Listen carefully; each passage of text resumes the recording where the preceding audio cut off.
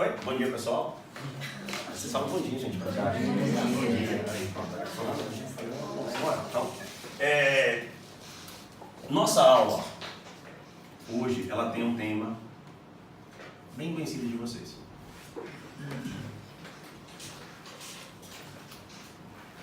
Modelos atômicos. O primeiro problema quando se vai estudar modelos atômicos é que é um assunto que a gente já viu pra caramba, né? Então você viu modelos atômicos, se brincar, no nono ano, aí você viu modelos atômicos no primeiro ano de novo, que é a oitava série, no ano, né? Aí quando você vai no primeiro ano, olha, modelo atômico de novo. Aí quando você chega no terceiro, olha a revisão de modelo atômico. Quando você chega no cursinho para estudar, a primeira aula que você está com aquele gás todo, agora esse ano vai ser diferente, modelo atômico.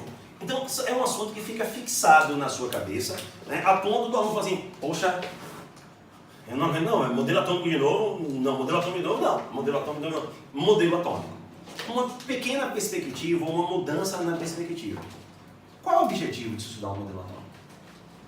As nossas aulas a gente tem que ter sempre essa resposta, né? Por que é que eu estou fazendo isso? Isso faz um contraponto ao método tradicional. Eu não falo do método tradicional de ensino, mas o método tradicional do aluno enxergar a escola.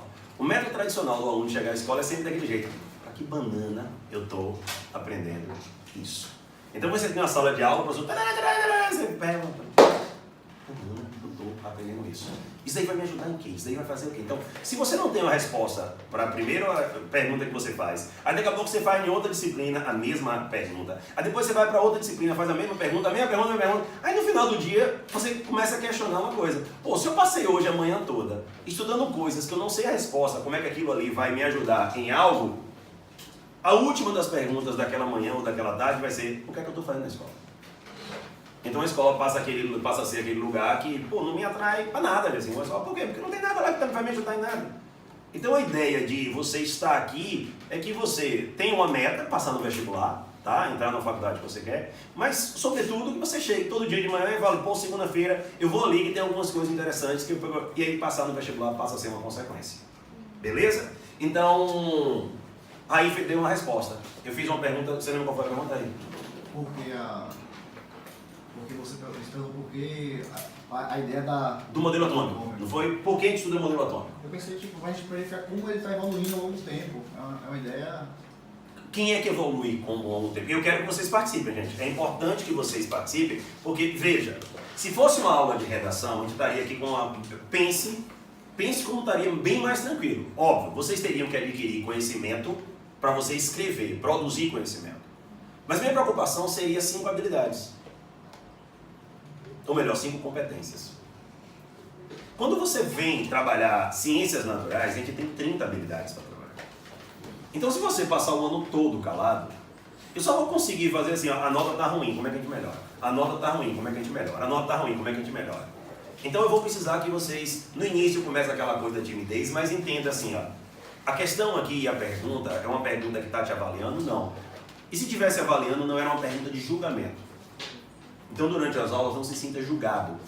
A gente passou a vida inteira olhando, recebendo avaliações, onde a avaliação sempre dizia, você é bom, você não está bom, você não está melhor que, você é pior que fulano. Então, era uma avaliação que, qual é o objetivo? Julgar e dizer que eu sou pior do que o outro, eu também não quero participar dessa avaliação. Mas quando você pega e faz uma avaliação, a pessoa fala assim, ó, melhora isso aqui. Pega esse negócio desse jeito.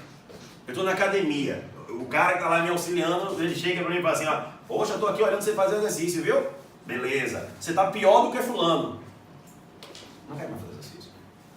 Aí o cara chega lá, estou aqui lhe olhando, viu? Pega um peso mais assim, tá vendo? Você sentiu aí que está melhorando a coisa? Pô, é mesmo, melhor. Pronto, continue assim. Isso é uma avaliação onde eu busco o que melhora. Então aí ele já começou bem ali, largou aí. Nós estamos vendo a evolução. De que, Raí? Ou de que, todo mundo? Do átomo. Vocês concordam com o Raí? Discordam com o Raí? Quando vocês forem concordar, gente, é muito importante que vocês prestem atenção no que vocês vão concordar. O Enem, ele faz uma prova e ele coloca lá 5 alternativas. Você não tem que produzir conhecimento. Não é uma questão aberta. Você não precisa produzir conhecimento. Você vai ter que concordar com alguma coisa. E se Raí fala algo, tudo bem que você lá pode voltar e ler de novo. E Raí falando, a gente vai ficar Raí, repete, Raí, repete, Raí, repete, Raí, repete. Então quando você faz isso, você presta atenção e fala assim, poxa, eu concordo com o que ele está falando. Você está assinando embaixo. E aí eu vou dizer assim, ó, tá certo ou tá errado? Aí se eu falar que tá errado, você vai, eu não prestei atenção. Isso não pode ser. Você tem que começar a treinar a sua mente para não cometer erro por falta de atenção. Se você pegar agora a sua prova do Enem do ano passado, é que eles fizeram o Enem, e avaliar, a maior parte dos erros são erros por falta de atenção. E quem é que treina a mente para errar por falta de atenção e não ter consequência? Vocês. Vocês estão treinando a mente de vocês para ter falta de atenção. Ah, Gessinho, é um mal do século. Ontem eu estava conversando com uma coaching e ela falando assim, ó, olha, vai ser importante que a gente vai fazer um curso de desenvolvimento humano em Salvador, começa dia 15 agora. E ela falando assim, é muito importante a pessoa que vai ter não sei quantos módulos de foco. Porque os meninos precisam ter foco, os meninos precisam ter foco. E todo mundo fala assim, ó, tem que focar, né? Assim, foco, foco, foco, foco, foco. Sabe qual é a dificuldade em ter foco? É porque o tempo todo você está fazendo mais de uma coisa ao mesmo tempo. Muitos de vocês, hoje de tarde, que fazem cursinho à tarde, vão no cursinho. Aí vai ter uma aula que de repente você acha que não é tão necessária. Aí você faz o quê? Abre outro módulo, ou abre um caderno de exercício, ou pega o celular, e aí fica ali. Ó. Eu estou prestando atenção à aula, eu estou fazendo esse negócio, eu estou fazendo esse negócio. Aí depois fala assim, não, mas eu tenho que desenvolver o quê? Foco. Como?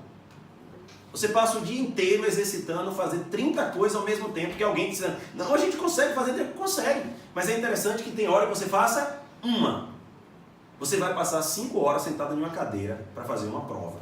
E a prova vai exigir que você tenha foco. Aí você acha que naquele dia você não vai ficar com vontade de pegar o celular?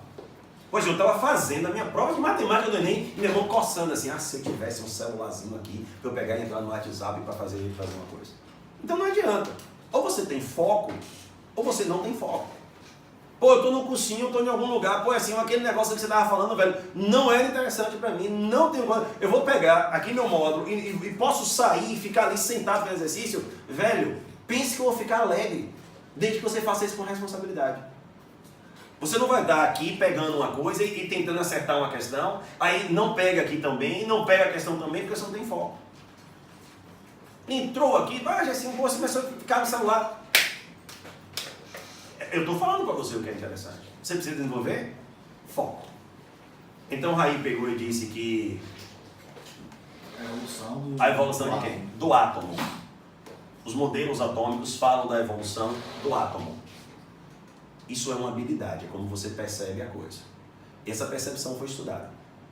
Essa maneira como o aluno percebe a coisa foi estudada nas mais variados assuntos, inclusive nesse. E os caras deram resposta para como vocês enxergam o assunto. E se vocês enxergam o assunto errado, dá tudo errado. E se vocês enxergam o assunto correto, dá tudo correto. E quem é que vai avaliar se você aprendeu as coisas corretas? É o Enem. Vocês concordam com o que Raí falou? Por que você não concorda, Tânia? Não tem briga nem treta não, pelo amor de Deus, tá? Vai, Tânia, por que você não concorda? Porque acho que os modelos não são só sobre a evolução humana, mas são para explicar... Não, pera. Excelente. Daqui a pouco a gente vai mudar a pergunta, tá? A pergunta é, o que é que se ele faz mais? Aquela colocação é, eu perguntei, por que a gente estuda isso? Aí Raí pegou e fez uma colocação. Porque ele está vendo a evolução do átomo. Aí meu questionamento foi, vocês concordam com ele? Já que vocês não falaram, vocês concordam com ele? Os modelos atômicos estudam a evolução do átomo? Não seria a vantagem sobre o átomo, porque o átomo Opa! ele não muda. Opa! Olha que coisa interessante que a colega trouxe. O átomo em si, ele não muda. O átomo é átomo. As coisas são coisas e são assim desde quando a gente passou a existir. Mas a nossa percepção sobre o que é o átomo é que vai mudando. E aí, para a gente adequar aquilo que nós estamos analisando enquanto ciência que estuda a natureza, porque a química é uma ciência natural, então química é uma ciência, pessoal. E aí, quando eu pegar e falar que é uma ciência, eu quero que você lembre de uma coisa. Se é ciência, tem um método, chamado de método científico. Mas eu quero mais ainda, eu quero que você olhe para essa palavra e entenda uma coisa. Se é ciência, é metódico. Pô, passei para a segunda fase da Baiana, já assim, aí fui fazer lá a questão, mas é importante fazer isso. Vocês são metódicos em redação e são nada metódicos nas provas de ciências naturais. Redação chega chega ao extremo de você chegar. Olha, na introdução tem que ter não sei quantas linhas. O D1, você começa assim, tem que ter não sei quantas linhas, termina com um conector. Aí a pessoa é o extremo do metodismo para redação. Aí vai responder uma questão aberta de química. Não botei isso não. Se botou, não botei não. Velho, será que ele vai tirar ponto meu? Estará corrigindo sua prova uma pessoa metódica. Então você tem que ser metódico. Quando eu peguei e fiz a pergunta, a Raí pegou e respondeu. Talvez ele não tenha sido tão metódico na escolha das palavras. Algumas pessoas concordaram, porque talvez também não tenham sido metódico em analisar as palavras que ele estava fazendo. Aí eu repeti uma vez, duas vezes, aí vocês começaram já, não concordam, daqui a pouco já estava empate já. Você não estava vendo lá como é que estava comentando, empate, já estava um bocado de gente não concorda, essa mãozinha tudo levantada. Aí quando eu joguei aqui, né, Vitória pegou e falou assim, ó, não concordo, o cara disse. Perfeito. Olha quando você é metódico, as coisas mudam. Então, quando se fala em método científico, a gente fala necessariamente em 4 etapas que são comuns a isso. A primeira etapa é a etapa de quê? Observação.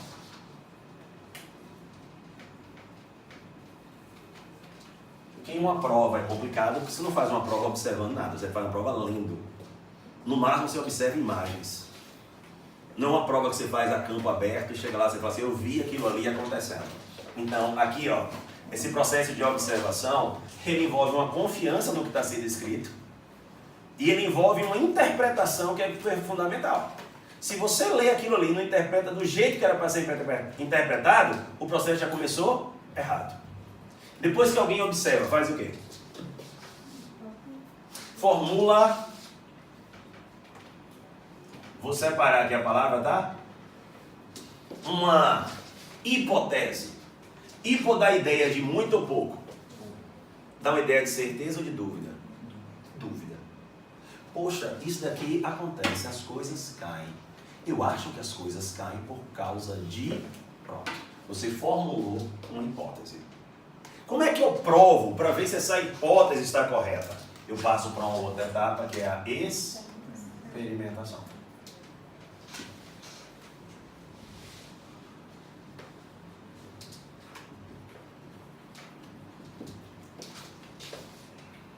E se a experimentação comprovar a minha... Aí eu tenho minha tese.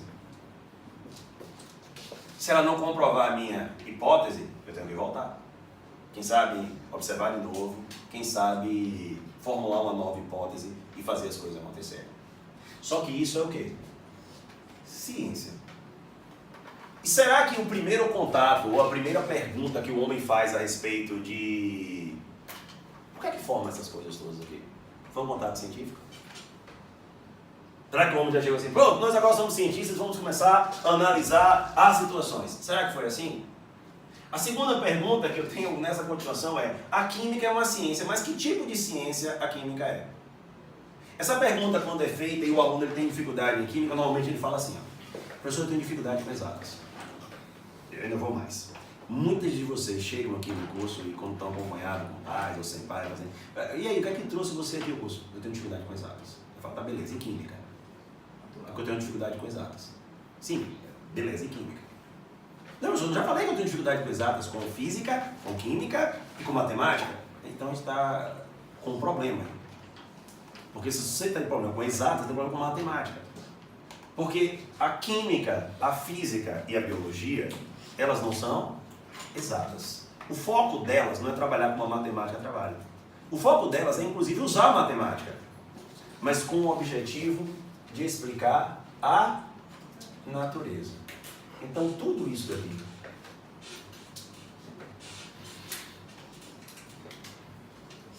é para explicar a natureza. Qual é o foco da química? Explicar a natureza. Então a química é uma ciência que, assim como a biologia e a física, busca explicar a natureza. Muitas vezes ela faz uso da matemática como ferramenta para que você comprove certas coisas. Por exemplo, isso aqui é carbono, isso daqui é oxigênio. Carbono e oxigênio reagem? Produzem o que? Vocês lembram? E o CO2 provoca problemas ambientais. Fechou a ideia? Bem simples. Então assim, um carbono, todo mundo sabe isso. Todo mundo sabe isso. Agora, olha como vai mudar. Eu peguei 1 tonelada de carbono e peguei uma quantidade suficiente de oxigênio. Qual a quantidade de gás carbônico que vai ser produzida? Vou voltar tudo agora. Você entendeu que carbono reage com oxigênio e produz CO2, e CO2 provoca problemas ambientais? Você percebeu que a matemática só entrou para estimar a quantidade de CO2 que vai ser produzida? O foco era tão errado que discutia se o aluno sabia química ou não, se ele acertasse essa conta aqui. Se ele erra essa conta, você não sabe química. Se eu sei sim, o carbono reage com oxigênio, produz CO2, e o CO2 provoca efeitos problemáticos para o ambiente, porque ele provoca efeito estufa. Não me interessa. Você não conseguiu fazer essa conta aqui. E normalmente, esse problema acontece no segundo ano, onde é o ano que você faz mais conta, física ou química. Não sei fazer esse negócio, então você não sabe química. No carro, normalmente tem 3 pedais na frente do motorista, não é assim? Um pedal mais à esquerda.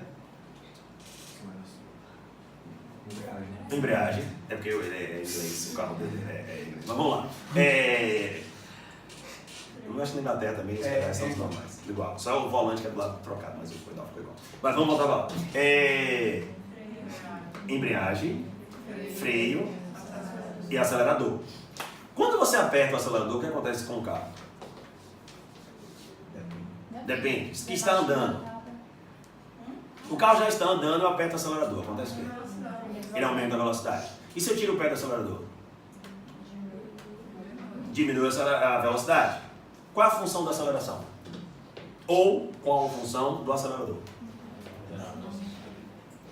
O que é que uma aceleração faz? Altera a velocidade.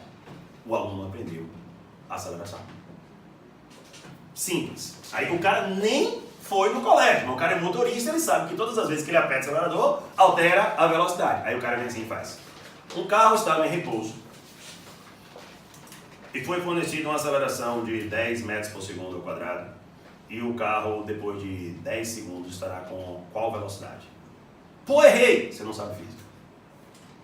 Ou seja, quando você tira o foco da ciência da natureza e dá o foco ao quê? A matemática, a coisa começa a mudar. E se você pega e olha para você, e alguém vira para você, que é o pior de tudo, o que é que estão falando para você? Não me falaram que eu não consigo. Não, você consegue sim, você pegou e entendeu. Existe um autor chamado Paul Hewitt, vocês podem ver na internet depois, ou para comprar no SEI, uma coisa que ele escreve um livro chamado Física Conceitual. Eu não acreditei quando eu vi o livro, porque ele tem uma premissa, ele fala assim, eu vou começar do início e vou terminar a física, e esse livro não vai ter um cálculo para fazer. Poxa, professor, tá certo, mas também você não vai conseguir estimar as coisas. Você não vai saber qual é a temperatura que a coisa chegou, porque não vai ter cálculo. Mas você sabe que a temperatura vai aumentar. Você não sabe quando é que aquele negócio vai cair, mas você sabe que cai. Você não vai saber a velocidade que vai cair. Mas você o tempo todo estava desenvolvendo física. Com a biologia a mesma coisa. Minha filha esses dias estava discutindo a possibilidade de uma pessoa negra e uma pessoa, a filha pequena, tá? De 4 anos, tá pensando, pô, é doido, mas não, 4 anos. Ela estava lá e ela chegou, tinha um casal na praia, que o marido era negro e a esposa era branca, loirinha assim. E aí ela ficou olhando, e aí ele falou assim, vocês vão ter um bebê? Aí depois ficou assim, e a agonia na cabeça dela era como era que ia combinar esse negócio. E ela pegou e combinou direitinho, tipo, pega café, leite, bota na xícara e vai ficar uma pessoa mais ou menos a combinação dos dois. Isso é genética para ela.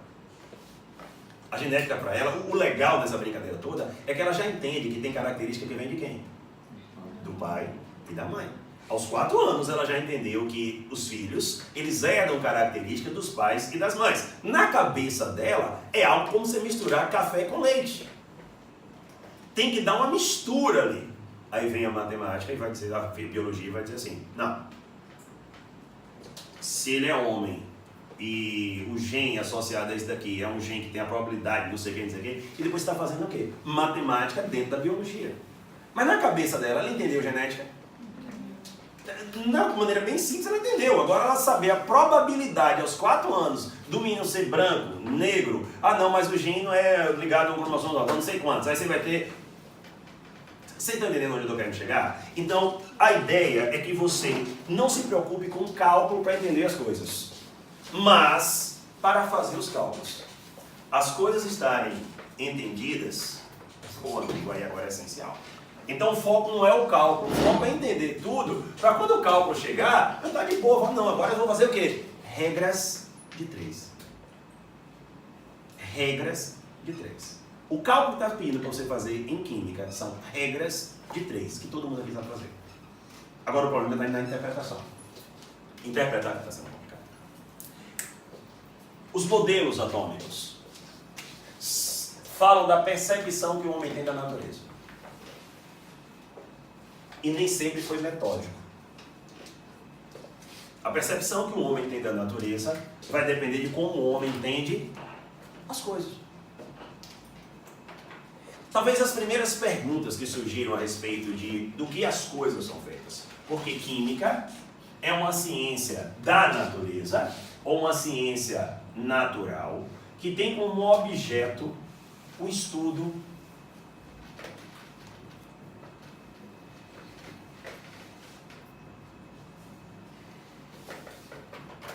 os materiais. O que é que a química estuda? Estuda os materiais. Tudo bem, como? Estuda os materiais. Estuda aquilo que se relaciona com os materiais. Por exemplo,